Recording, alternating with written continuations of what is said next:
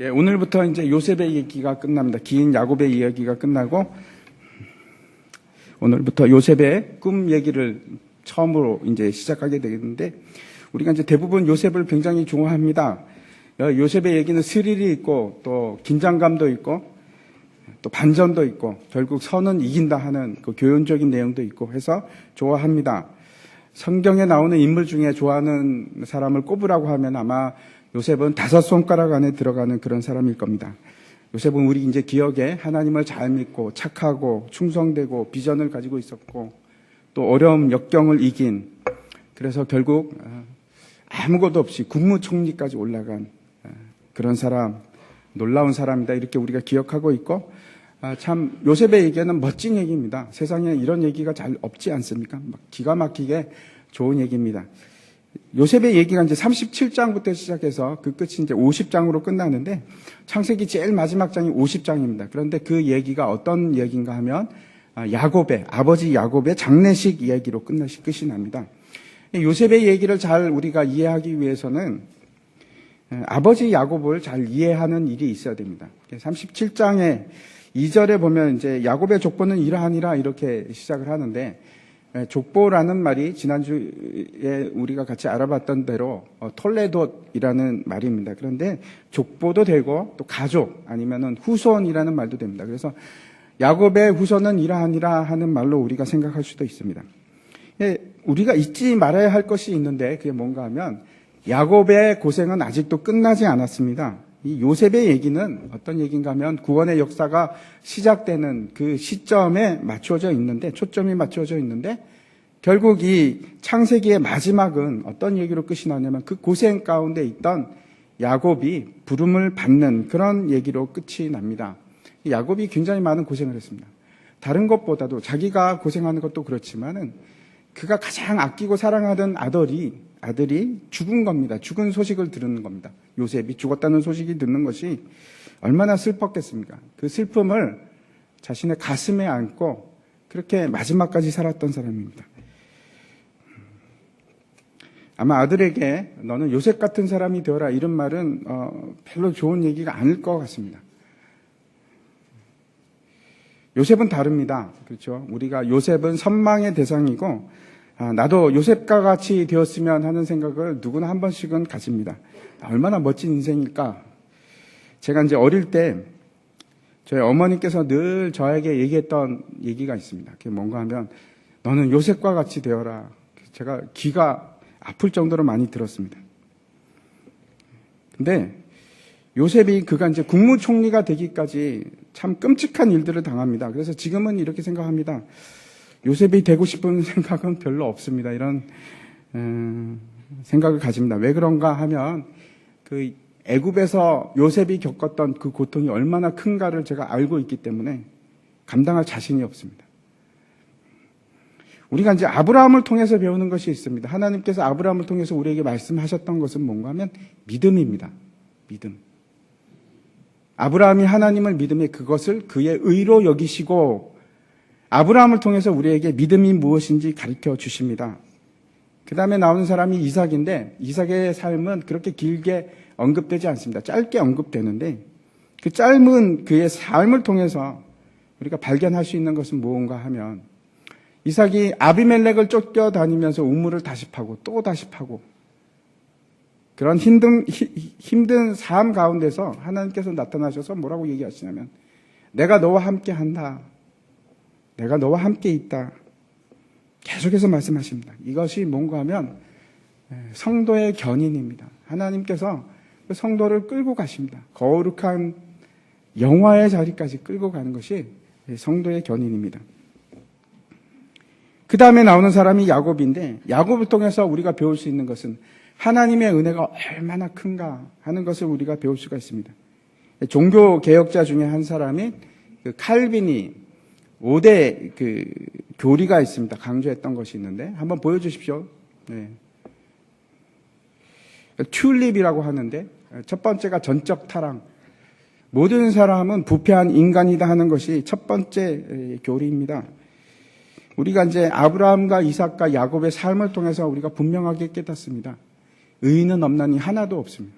세상 모든 사람들이 죄인이구나. 무조건 다 타락했구나 하는 것을 우리가 알 수 있습니다. 두 번째 어떤 교리인가 하면 무조건적인 선택입니다.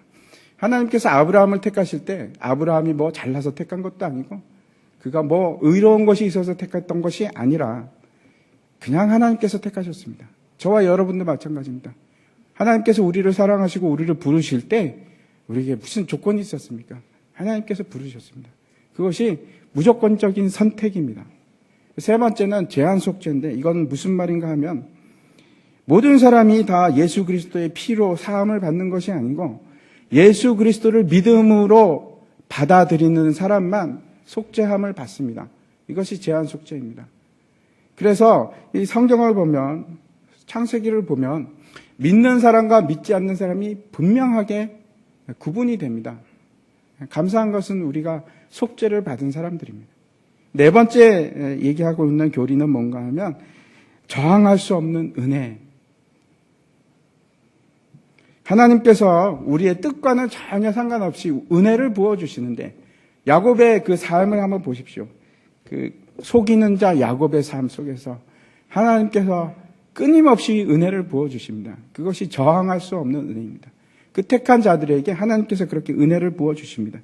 그리고 이제 마지막이 성도의 견인인데 하나님께서 결국은 그 택하신 자들을 끌고 가십니다. 어디까지 끌고 가시냐 하면 영화의 자리까지 거룩함에 이르게 만드십니다.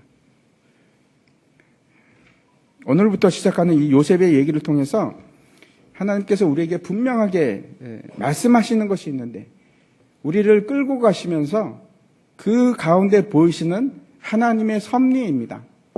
하나님의 보이지 않는 손이 계속해서 작용하는 것을 우리가 봅니다.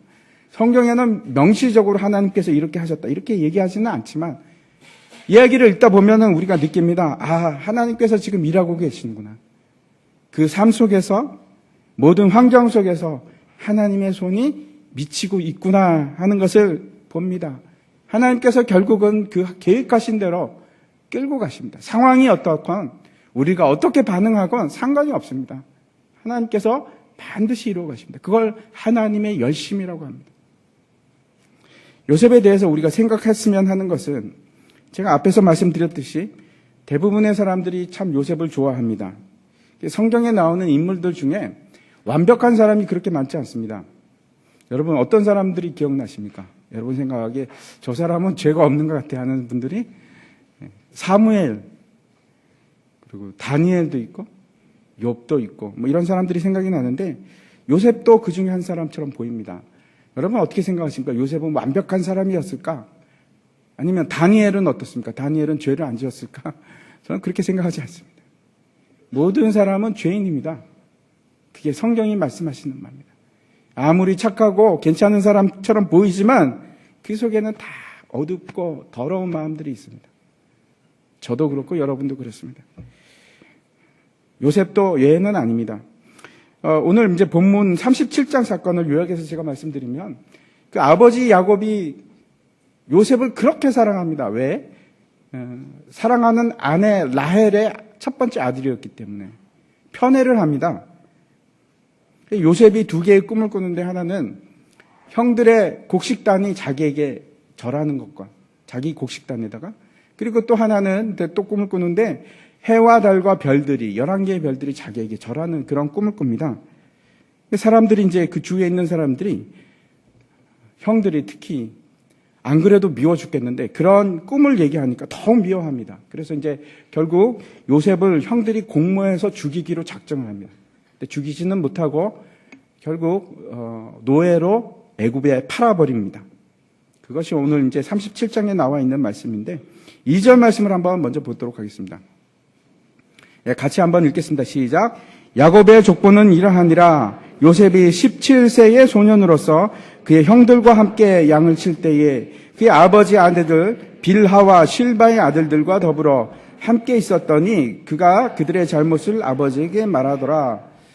잘못을 말했다 이렇게 얘기하는데 여러분 이 말은 이제 단지 고자질을 했다 이런 말이 아니고 그보다 훨씬 더 안 좋은 말입니다.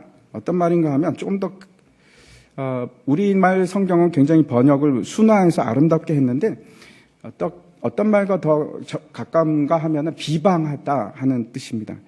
이스라엘 백성들이 가나안 땅에 들어가기 전에 가데스 베네스라는 곳에서 베네아라는 곳에서 이제 정탐꾼 12명을 가나안 땅에 보냅니다. 여러분 잘 기억하시겠죠? 거기 이제 보냈던 사람들이 돌아오면서 했던 반응이 있는데 민수기 13장에 있습니다. 제가 한번 읽어보도록 하겠습니다.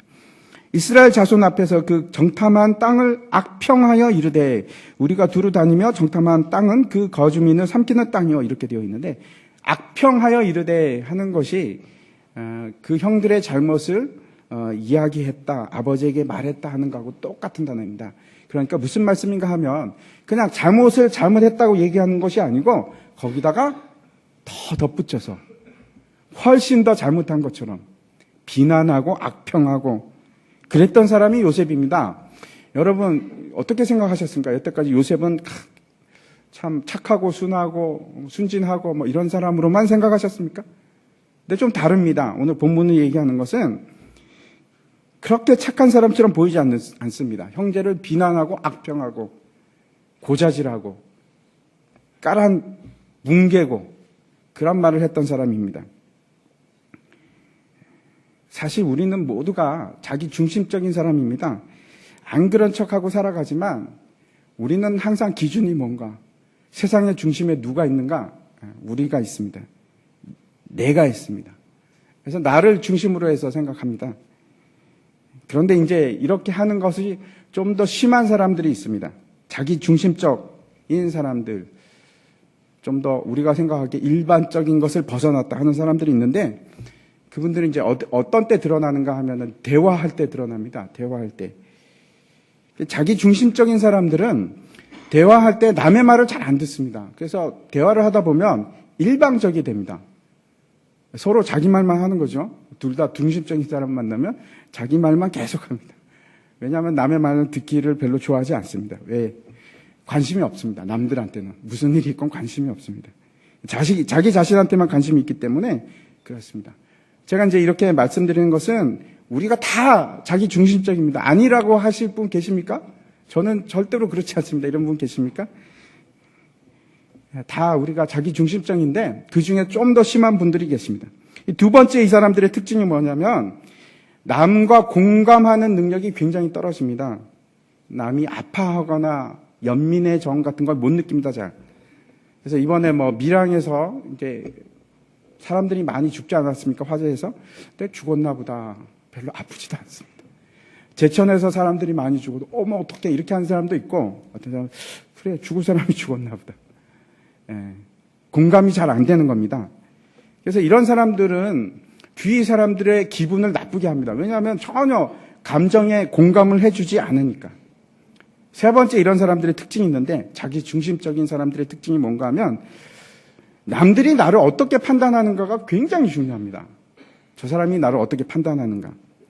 그래서 만약에 저 사람이 나를 비난하거나 잘못을 지적하면 화가 바로 납니다. 왜? 나는 틀릴 리가 없어요. 내가 세상의 중심이니까. 난 항상 옳은 겁니다.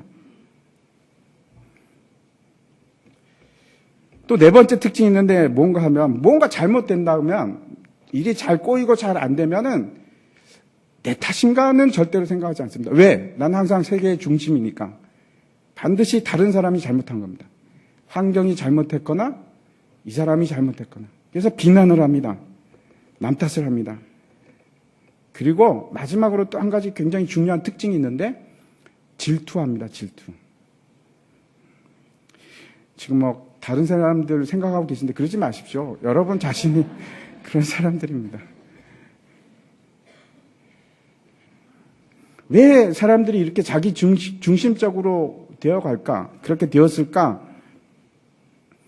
보통 이제 아이들은 자기 중심적입니다. 한 7세까지 그렇다고 합니다. 나를 기준으로 무엇인지 생각하니까. 내가 기준이니까. 아이들은 다 그렇습니다. 왜냐하면 다른 사람들을 이해하거나 인식하는 능력이 굉장히 떨어집니다. 근데 이제 자라면서 다른 사람도 있구나. 그런 걸 느끼기 시작합니다. 저는 이제 그 기억이 납니다. 어릴 때 갑자기 어느 순간 저 사람하고 나하고 저 사람도 나 같은 생각을 한단 말이야. 이런 걸 느낀 적이 있습니다. 그러면 이제 사람들이 뭐라고 하냐면 철이 들었구나 이렇게 얘기합니다. 근데 어른이 돼서도 철이 안 드는 사람이 있습니다. 인지 능력이 커지고 이해력이 높아졌음에도 불구하고 그것은 마치 어린아이처럼 남들의 공감하는 능력과 이해하는 능력이 떨어지는 사람들이 있습니다. 왜 그런가 하면 부모들 때문에 그렇습니다. 부모가 가장 큰 책임입니다.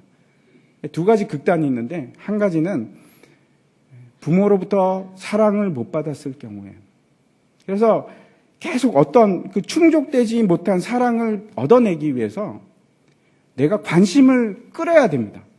모든 관심을 나한테 끌기 위해서, 그러면 어떻게 되느냐? 내 중심적으로 나갈 수밖에 없습니다.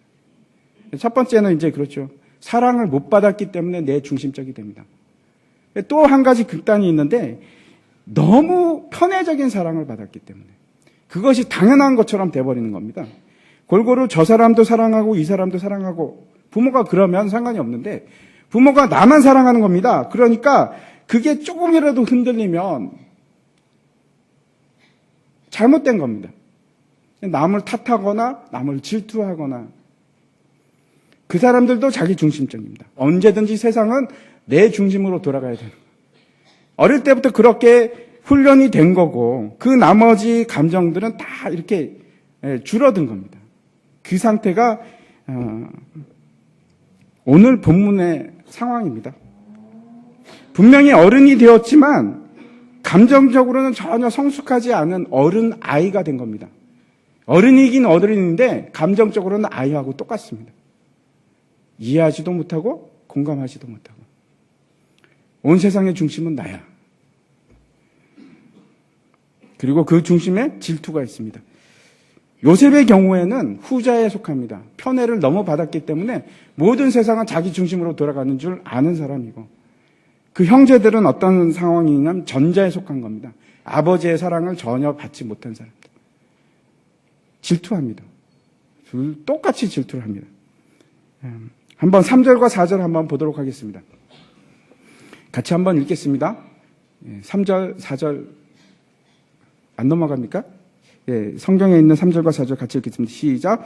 요셉은 노년에 얻은 아들이므로 이스라엘이 여러 아들들보다 그를 더 사랑함으로 그를 위하여 채색옷을 지었더니, 그의 형들이 아버지가 형들보다 그를 더 사랑함을 보고 그를 미워하여 그에게 편안하게 말할 수 없었더라.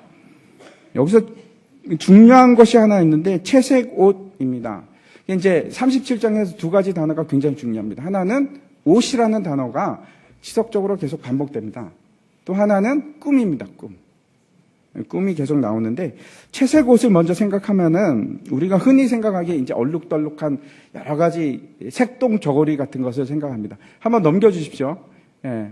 저런 옷을 생각하는데, 우리가 이제 흔히 영화 같은 데서 요셉의 이야기를 보면 나오는 옷입니다. 근데 정말 그런 옷일까?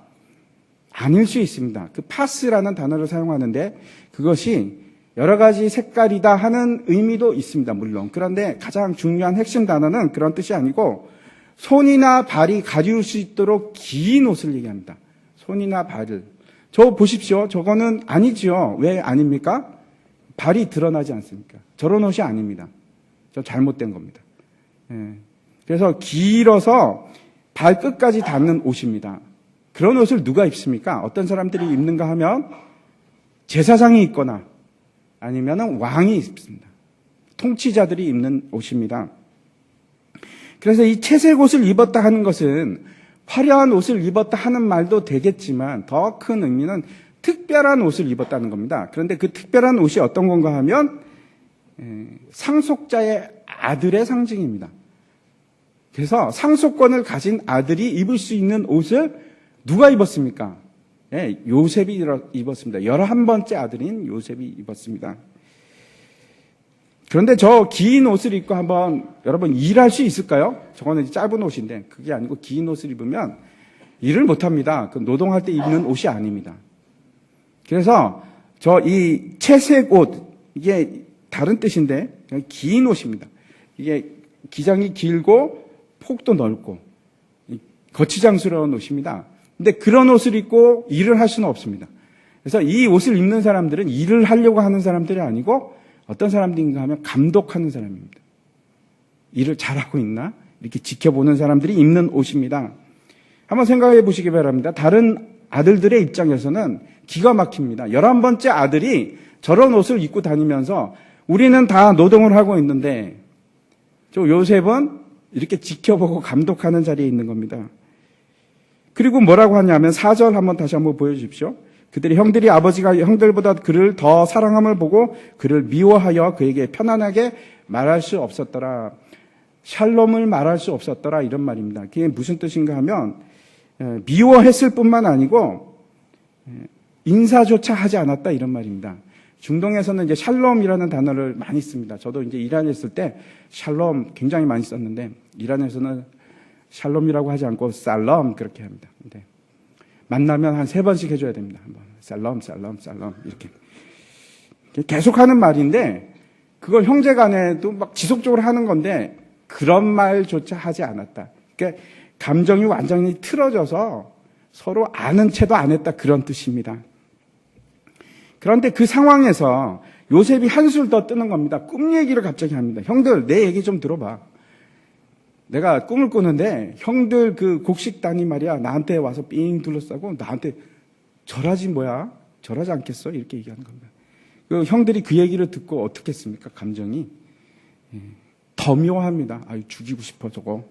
당연하지 않습니까? 형들이 와서 자기한테 절한다는 겁니다. 철이 제대로 들었으면 자기 중심적이 아니라면 남들의 감정을 생각을 해야 됩니다. 그렇죠. 말하기 전에 저 사람 내가 이런 말을 하면 저 사람이 기분이 나쁠 거야 이런 생각을 해야 되는데 못합니다. 요셉은. 세상의 중심이 자기니까. 자랑 삼아서 얘기합니다. 자신의 위치가 당연한 것처럼 그렇게 얘기하는데 누가 좋아하겠습니까? 그리고 이제 또 꿈을 꿉니다. 너무 중요합니다. 이 두 번째 꿈이 참 중요한데 오늘 본문에 있는 이 37장에서 나오는 꿈이 계속 되는데 그 꿈이 어떤 꿈인가 하면 이번에는 해와 달과 별들 11개가 자기에게 절을 하는 겁니다. 그래서 그 꿈을 꾸고 나서 의기양양하게 아버지와 형들한테 얘기를 합니다. 해와 달과 별들이 나한테 절하던데요. 그게 무슨 말입니까? 세계의 중심은 나다 이런 말입니다. 그런 말과 다를 바가 없습니다. 여러분 근데 잘 생각해 보시기 바랍니다. 첫 번째 꿈과 두 번째 꿈은 같은 꿈일까? 여태까지 여러분 같은 꿈이라고 생각을 하셨죠? 근데 첫 번째 꿈에서는 야곱이 아무 말도 안 했는데 두 번째 꿈을 얘기를 하니까 야곱이 어떻게 합니까? 화를 냅니다. 그 화를 내면서 아니 어찌 나와 내 어머니가 너에게 절을 한단 말이냐 하고 화를 내면서 이제 혼을 냅니다. 이것도 굉장히 중요합니다. 왜 야곱이 화를 냈을까? 그전에는 왜 화를 내지 않았지? 근데 지금은 자기도 절한다고 하니까 화가 난 건가? 그 어머니가 누굴까요? 어머니는 벌써 죽었습니다. 그 요셉의 진짜 어머니 라헬은 죽었습니다. 근데 지금 그 어머니라고 하면 레아거나 아니면은 빌하거나 그럴 겁니다. 아무튼 그 어머니하고 야곱이 절한단 말이냐? 그리고 야곱이 화를 냅니다. 그런데 기억하십시오. 왜 화를 냈을까? 11절 한번 보여주시기 바랍니다. 예, 같이 한번 읽겠습니다. 시작. 그의 형들은 시기하되 그의 아버지는 그 말을 간직해 두었더라. 시기하되 하는 말은 여러분 그냥 보면 질투했구나 이렇게 생각하는데 그런 말이 아니고 굉장히 끔찍한 얘기입니다. 가인이 아벨을 죽일 때 그때 뭐라고 기록하고 있는가 하면 몹시 분하여 안색이 변하더라 라고 기록을 하고 있는데 바로 그 단어입니다. 그래서 이 시기했다는 것은 막 그게 아니고 분이 나서 얼굴이 울그락 가인이 어떻게 했습니까? 안색이 변하고 나서 아벨을 죽이죠. 그 형들도 지금 죽이기 일보 직전이 된 겁니다. 너무 화가 나서. 마치 이제 이 살인을 예고하는 듯한 그런 단어입니다. 아버지 야곱은 이 사실을 마음에 두는데 왜 마음에 두었을까요? 또 어떤 것을 생각나게 하는가 하면 예수님께서 탄생하셨을 때 마리아가 이제 목동들이 찾아와서 그 하는 얘기를 듣습니다. 그리고 그 말을 마음에 새깁니다. 한번 누가복음 2장 19절 말씀 보여주십시오. 예, 제가 읽겠습니다. 마리아는 이 모든 말을 마음에 새겨 생각하니라. 천사들의 말을 생각합니다. 이 꿈이 결국 이제 요셉을 고통 속으로 몰아넣는 계기가 되는데 오늘 본문을 보면은 그 형들이 요셉을 미워하더라 하는 말을 무려 3번이나 얘기합니다. 4절과 5절과 8절에서 반복을 합니다. 이제 분위기가 더 험악해지는데 이제 어떤 일이 있는가 하면 형들이 멀리 양을 치러 갔습니다. 그때 이제 야곱이 요셉을 불러서 요셉아, 너 형들 찾아가서 형들이 뭐 하고 있는지 감독 좀 해라. 그리고 이제 보냅니다. 보낸 곳이 어딘가 하면 세겜입니다. 세겜 하면 여러분 기억나는 것이 있습니까? 우리가 앞에서 봤는데 세겜에서 살육이 일어났던 그 장소입니다. 끔찍한 일이 일어났던 것. 그리고 이제 중요한 것은 헤브론에 있는데 헤브론에서 세겜까지는 걸어서 5일 길입니다. 양을 치러 5일을 넘어서 갔다는 얘기입니다. 왜 거기까지 갔을까? 세겜까지. 그 먼 데까지. 아무튼 이 세겜이라는 것을 딱 들으면 우리가 이거는 지금 불길한 일이 일어날 수 있겠구나 하는 생각을 가지게 합니다. 요셉이 세겜으로 막 갑니다. 갔는데 아무도 없는 겁니다. 돌아다녀봤자 형들이 없습니다. 근데 그 돌아다니다가 어떤 사람을 만나게 됐는데 그 사람이 묻습니다. 아니 여기서 왜 이렇게 헤맵니까? 요셉에게. 왜 헤매고 있느냐 그랬더니 요셉이 우리 형들을 찾는데 못 찾겠습니다. 어디 갔는지 모르겠습니다. 그랬더니 그 사람이 그 사람들 도단에 갔다. 도단에 가봐라. 이렇게 얘기합니다. 도단은 세겜으로부터 또 이제 북쪽으로 한 40km 떨어진 곳입니다. 40km 떨어진 곳입니다. 생각해 보십시오. 만약에 요셉이 그 가는 길에 그냥 세겜에 찾았는데 아무도 없고 그냥 돌아갔으면 일이 안 일어났을 겁니다. 그런데 거기서 또 어떤 사람을 만나게 되고 그 어떤 사람 때문에 도단까지 가서 결국은 일이 생기고 맙니다. 네, 우리가 여기서 이제 느끼기 시작합니다. 하나님께서 지금 섭리하고 계시는구나. 그걸 알 수 있습니다. 이제 요셉이 저 멀리서 오는데 형들이 이제 이렇게 얘기합니다. 19절과 20절인데 보여주십시오. 서로 이르되 꿈꾸는 자가 오는도다. 자, 그를 죽여 한 구덩이에 던지고 우리가 말하기를 악한 짐승이 그를 잡아 먹었다 하자. 그의 꿈이 어떻게 되는지 우리가 볼 것이니라 하는지라. 요셉을 향한 질투가 결국은 요셉을 죽이는 데까지, 살인하는 데까지 이르게 하는데, 그들이 이제 무슨 말을 하는가 하면 형들이 그 요셉의 꿈이 어떻게 되는지 지켜보자. 무슨 말입니까? 우리가 그 꿈을 박살을 내겠다, 깨버리겠다 하는 말입니다. 이제 요셉이 오니까 옷을 벗기고 두드려 패서 그래서 빈 구덩이에 집어 던집니다. 그 빈 구덩이는 아마 이제 우물로 쓰던 깊은 곳인데 물이 말라버린 그곳입니다. 그리고 거기다 이제 밀어넣고 집어넣어버립니다. 창세기 42장 21절에 보면 이렇게 말씀하고 있습니다. 넘겨주십시오. 그들이 서로 말하되 우리가 아우의 일로 말미암아 범죄하였도다. 그가 우리에게 애걸할 때에 그 마음의 괴로움을 보고도 듣지 아니하였으므로 이 괴로움이 우리에게 임하도다. 무슨 말인가 하면 요셉이 막 살려달라고 애걸합니다. 그 구덩이에 빠져가지고 형님들 제발 좀 살려주십시오. 제발 제가 잘못했습니다. 그런데 안 듣는 겁니다. 이제 오늘 본문에 보면 뭘 하고 있었냐. 이 형들이 그렇게 옆에서 울면서 애걸하는데 밥 먹고 있습니다. 밥 먹고. 참 사람이 악하지 않습니까? 죽도록 그 친동생이 죽도록 그렇게 놔두는 겁니다. 예수님께서 이제 바리새인들하고 손 씻는 문제로 논쟁을 했을 때 이렇게 말씀하십니다. 마가복음 7장입니다. 또 이르시되 사람에게서 나오는 그것이 넘겨주십시오. 또 이르시되 사람에게서 나오는 그것이 사람을 더럽게 하느니라. 속에서 곧 사람의 마음에서 나오는 것은 악한 생각 곧 음란과 도둑질과 살인과 간음과 탐욕과 악독과 속임과 음탕과 질투와 비방과 교만과 우매함이니 이 모든 악한 것이 다 속에서 나와서 사람을 더럽게 하느니라. 저와 여러분의 마음속에 있는 것은 선하고 아름다운 마음이 아닙니다. 우리는 모두 부패한 사람들입니다. 여러분, 우리가 괜찮은 척, 나이스한 척, 깨끗한 척 그렇게 살아가고 있지만 우리 속에 있는 마음은 저런 것들입니다. 악하고 음란하고 도둑질과 살인과 간음과 탐욕과 악독과 모든 사람들의 마음에는 저 마음이 있습니다.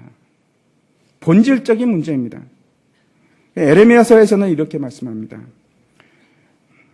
만물보다 거짓되고 심히 부패한 것은 마음이라 누가 능히 이를 알리오마는 사람이 이렇게 악한 존재입니다. 우리의 마음은 악합니다, 여러분. 기대하지 마십시오. 우리 마음 깊은 곳에 이런 마음을 가지고 있습니다. 우리 역시 다르지 않습니다. 부패한 사람입니다. 이제 형제들, 10명의 형제들 중에서 2명이 다른 의견을 내는데 그 중에 한 사람이 맏아들 르우벤입니다. 맏아들입니다. 장자권을 원래 가져야 하는데 장자권을 가져야 할 사람이 르우벤인데 지금 누가 가지고 있습니까? 르우벤이 아니고 요셉이 가지고 있습니다. 르우벤이 했던 말이 어떤 건가 하면 우리 손에 피를 묻히지 말자. 그 어차피 구덩이에다가 집어넣으면 죽을 텐데 우리가 꼭 죽여야겠느냐. 그러면서 이제 성경이 부연 설명을 하고 있는데 이렇게 얘기합니다. 르우벤이 나중에 형제들 몰래 와서 요셉을 구하려고 그랬다. 이렇게 기록하고 있습니다.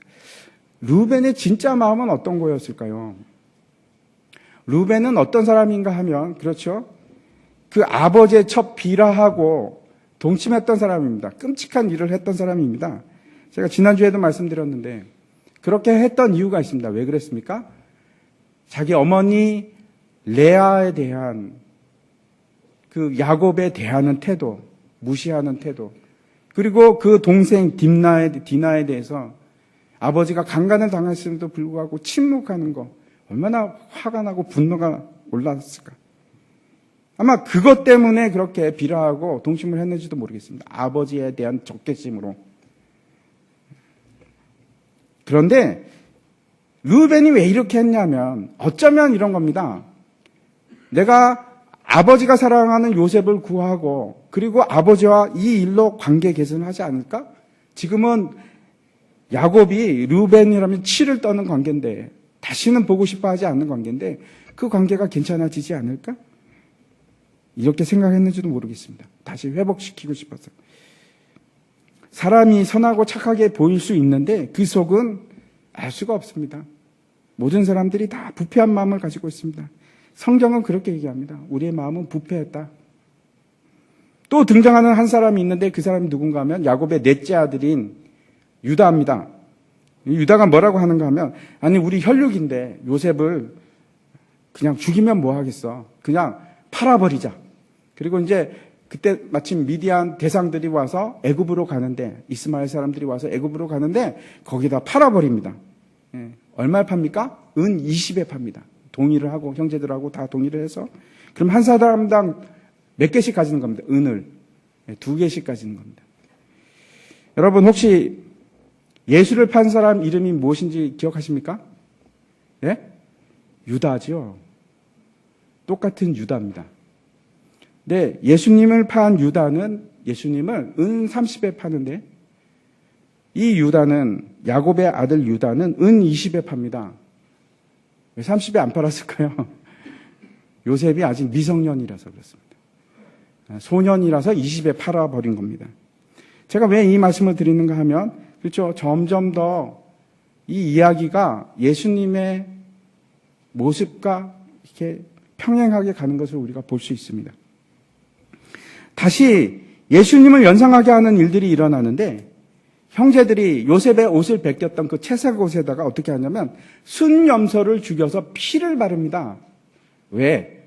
야곱에게 보여주기 위해서. 아버지 야곱에게 거짓말하기 위해서. 짐승이 물어서 이렇게 요셉이 죽었습니다. 라고 거짓말을 하기 위해서 염소를 죽이고 피를 묻힙니다. 예, 여기서도 우리가 뒤에 숨어있는 그림이 보이십니까?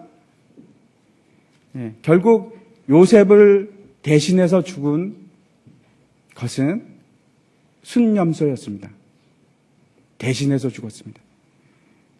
그리고 이제 그 피 묻은 채색 옷을 이제 야곱에게 보여주고 야곱은 옷을 찢으면서 애통해 합니다. 33절인데 33절부터 제가 한번 읽겠습니다. 아버지가 그것을 알아보고 이르되 내 아들의 옷이라 악한 짐승이 그를 잡아먹었도다. 요셉이 분명히 찢겼도다 하고 자기 옷을 찢고 계속해서 옷이 나옵니다. 옷을 찢고 배로 허리를 묶고 오랫도록 그 아들을 위하여 애통하니 그의 모든 자녀가 위로하되 그가 위로를 받지 아니하여 이르되 내가 슬퍼하며 수월로 내려가 아들에게로 가리라 하고 그의 아버지가 그를 위하여 울었더라. 내가 무덤까지 내려가겠다 그럽니다. 여기서 우리가 볼 수 있는 것은 아들을 잃은 아버지의 마음입니다. 한번 생각해 보십시오. 내가 아들을 잃었다. 얼마나 가슴이 찢어지겠습니까? 아들이 짐승에 물려 죽었다고 생각하면. 그런데 그 마음이 바로 십자가에 못 박혀서 독생자를 희생하신 하나님 아버지의 마음입니다. 그 마음이 바로 여기에 있습니다. 혹시 여러분 예수님의 아버지의 이름이 뭔지 아십니까? 육적인 아버지? 요셉입니다. 요셉의 아버지의 이름이 뭔지 혹시 아십니까? 네, 마태복음에 나오는데 한번 보여주십시오. 야곱은 마리아의 남편 요셉을 낳았으니 마리아에게서 그리스도라 칭하는 예수가 나시니라. 요셉의 아버지가 누구라고요? 야곱입니다. 너무 이상하죠? 우연의 이치일까요? 창세기에 나오는 요셉의 아버지 야곱. 그리고 마태복음에 나오는 요셉의 아버지 야곱. 똑같습니다. 제가 이제 다시 처음으로 돌아가서 꿈에 대해서 말씀을 드리겠습니다. 꿈에 대해서 다시 한번 생각해 보시기 바랍니다. 첫 번째 꿈 기억나시죠? 곡식단이 요셉에게 절한 거. 두 번째는 해와 달과 별이 요셉에게 절한 거. 비슷하십니까? 굉장히 유사합니다. 하지만 다릅니다. 다른 얘기입니다.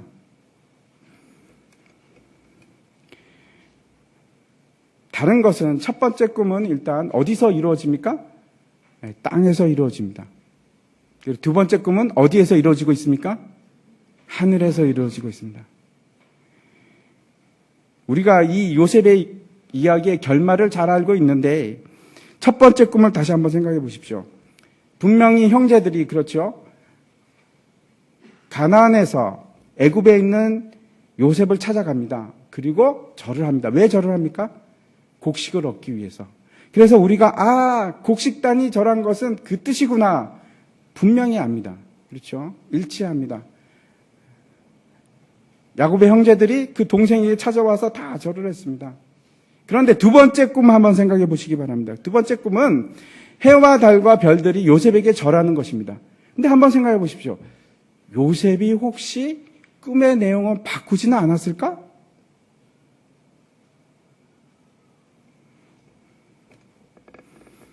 요셉은 절대로 거짓말을 안 하는 사람입니까? 혹시나 바꾸지는 않았을까? 해와 달과 11별이 요셉에게 절을 하는데 여러분 그 일은 이루어집니까? 안 이루어집니까? 네? 손을 들어서 투표로 결정할까요? 이루어지지 않습니다. 그 가족들이 70명이 애굽으로 갔을 때 야곱이 요셉에게 절을 합니까? 아니요, 안 합니다. 요셉이 뛰어나와서 아버지를 끌어안고 우는 장면은 있는데 야곱이 요셉에게 절했다 이런 장면은 없습니다. 그럼 이건 뭘까요? 해와 달은 뭘까요? 어머니 아버지가 아닐까요? 하나님께서는 요셉의 삶을 통해서 우리에게 말씀하고 있는 것이 있습니다. 요셉의 삶을 통해서 지금 예수 그리스도를 우리에게 보여주고 계신 겁니다. 예수 그리스도의 형상을 이 요셉의 얘기를 통해서 우리에게 말씀하고 계신 겁니다. 해와 달과 별이 그에게 절합니다. 왜 절합니까? 그가 창조주 하나님이기 때문에 절하는 겁니다. 해와 달과 별을 만드신 분이 바로 예수님이시기 때문에 그분이 우주의 중심이시기 때문에 거기다 절하는 겁니다. 빌립보서 2장 말씀 한번 보여주시기 바랍니다. 너희 안에 이 마음을 품으라. 곧 그리스도 예수의 마음이니 그는 근본 하나님의 본체시나 하나님과 동등됨을 취할 것으로 여기지 아니하시고 오히려 자기를 비워 종의 형체를 가지사 사람과 같이 되셨고 사람의 모양으로 나타나사 자기를 낮추시고 죽기까지 복종하셨으니 곧 십자가에 죽으심이라. 이러므로 하나님이 그를 지극히 높여 모든 이름 위에 뛰어난 이름을 주사 하늘에 있는 자들과 땅에 있는 자들과 땅 아래에 있는 자들로 모든 무릎을 예수의 이름에 꿇게 하시고 해와 달과 별들이 모두 예수 이름에 꿇게 하시고 모든 입으로 예수 그리스도를 주라 시인하여 하나님 아버지께 영광을 돌리게 하셨느니라.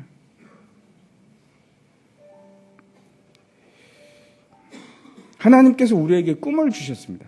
꿈을 주십니다. 하나님께서는 우리를 통해서 이루고자 하는 것이 있습니다. 그리고 그 일을 위해서 우리를 다루기 시작하십니다. 요셉의 경우에는 13년이 걸렸습니다.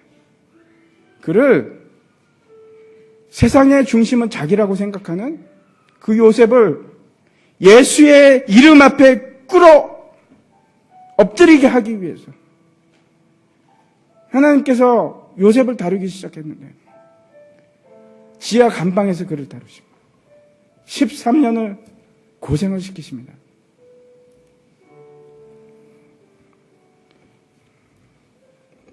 형제들이 요셉을 미워하고 때리고 옷을 벗기고 그를 죽이려고 했습니다. 왜? 시기해서.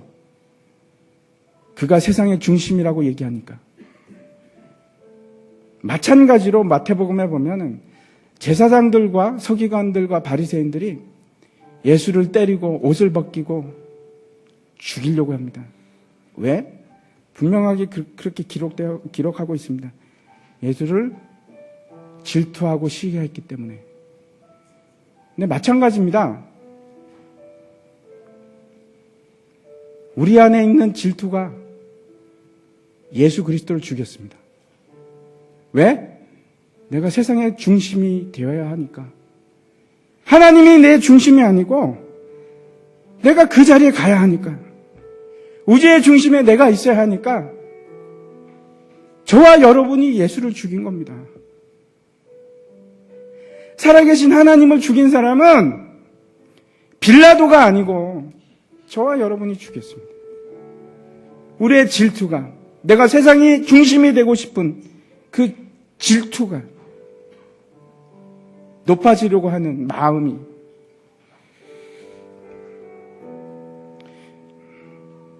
요셉이 원했던 것은 해와 달과 별들이 다 자기에게 절하는 거였습니다. 근데 하나님께서 바꾸십니다. 하나님은 요셉의 무릎을 꿇리시고 그 가운데 예수 그리스도를 두시고 요셉이 그 예수님께 절하게 만들어요. 그것이 하나님의 꿈입니다. 그게 하나님의 꿈입니다. 똑같은 꿈을 하나님께서 저와 여러분에게 가지고 있습니다. 세상의 중심으로 내가 가운데 있는 우리를 바꾸시고 깨서 그 가운데 예수 그리스도를 앉히시기 위해서 그 일을 하고 계십니다. 지금도 하고 계십니다. 여러분 아직도 그렇게 생각하십니까? 내가 세상의 중심이라고 생각하십니까? 내가 가운데 있기를 원하십니까? 내가 누구보다 높아지기를 원하십니까? 아니요! 높아지기를 원하는 것은 내가 아니고 예수님이 되셔야 됩니다. 살아계시고 참 하나님 되신 예수 그리스도께서 그 가운데 앉으셔야 합니다. 해와 달과 별들, 세상의 모든 만물이 그 앞에서 무릎 꿇고 절하게 하는 것, 그의 이름을 높이는 것, 그것이 하나님의 꿈입니다. 그 꿈을 요셉에게도 주셨고 그리고 저와 여러분에게도 주셨습니다. 그리고 반드시 하나님께서 그 꿈을 이루십니다. 반드시 이루십니다. 언젠가는 저와 여러분이 완전히 두 손 들고 예수님이 나의 주인이 맞습니다. 예수님만이 나의 주인이십니다. 그렇게 무릎 꿇고 고백할 겁니다. 로마서 8장 30절 말씀 우리가 같이 한번 읽겠습니다. 시작. 또 미리 정하신 그들을 부르시고 부르신 그들을 또한 의롭다 하시고 의롭다 하신 그들을 또한 영화롭게 하셨느니라. 이 꿈은 반드시 이루십니다. 하나님께서 그 꿈을 이루시기 위해서 어떤 일을 하셨는지 아십니까? 이 꿈을 이루시기 위해서 예수 그리스도를 십자가에 죽이셨습니다. 그 아들을 죽여서라도 우리를 그렇게 만드시는 겁니다. 그것이 우리를 사랑하시는 하나님의 사랑입니다. 다 같이 일어나서 우리 함께 찬양했으면 좋겠습니다.